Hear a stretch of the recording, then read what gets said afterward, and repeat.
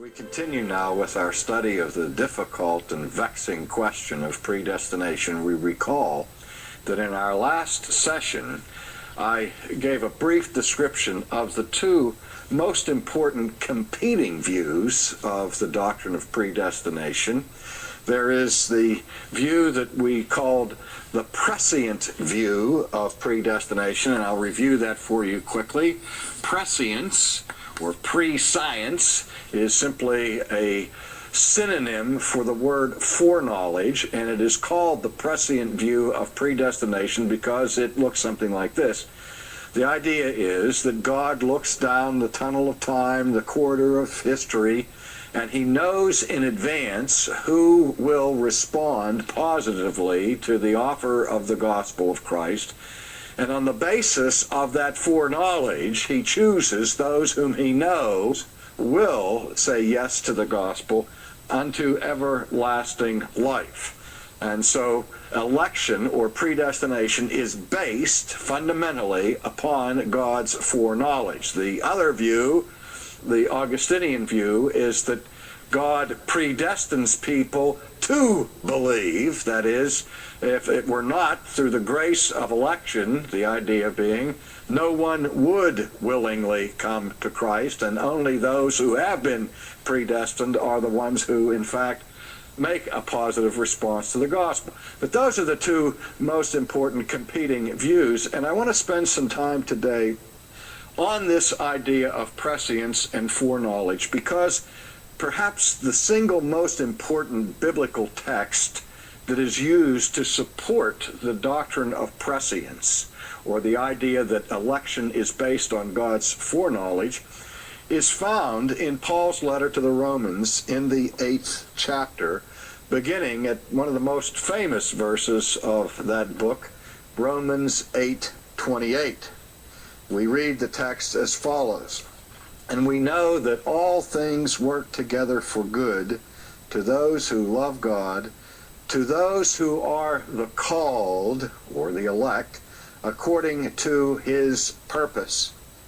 And then verse 29 is where we find the classical location for this concept of prescience.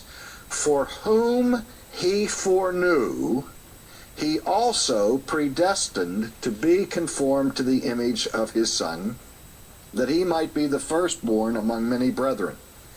And then we have in verse 30 this famous text: "Moreover, whom he predestined, these he also called. Whom he called, these he also justified.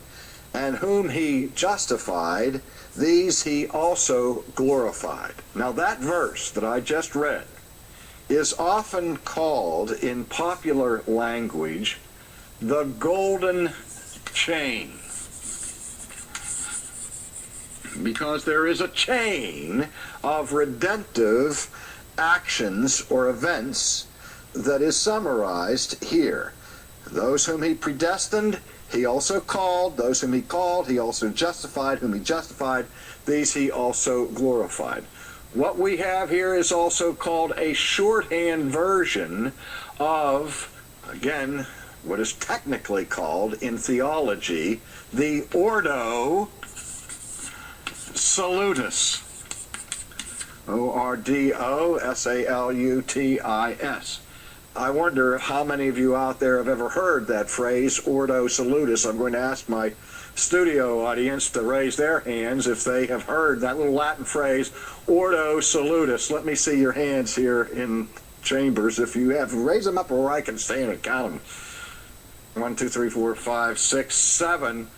You know, that's only about 1/3 of our people. So I have to assume that most of you out there in radio land also haven't heard this phrase, Ordo Salutis, but you know RC can't get through a lecture without some Latin, so we have to have a little Latin.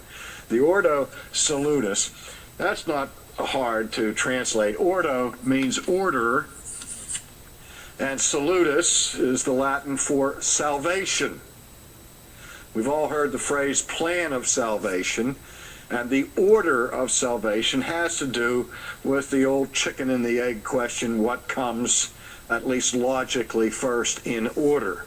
And what we have here is an order that starts in verse 29 with foreknowledge. Because those whom God foreknew did he also predestinate, and those whom he predestinated he called. You see the order here. And those whom he called he justifies, and those whom he justifies he glorifies. So there is an order here. And the first step in the order is foreknowledge. Now that is deemed extremely significant by those who maintain a prescient view of predestination, who argue that God's election is based upon his foreknowledge of future events and of what we will in fact do in the future. Now notice, first of all, that the text doesn't say explicitly that those whom he foreknew on the basis of his foreknowledge he predestinated. That's not in the text. The text doesn't say it. All it says is that those who he foreknew, he also predestinated. This view assumes that the predestination is based in some way upon the foreknowledge. Does everybody understand that? Okay, but it is an inference.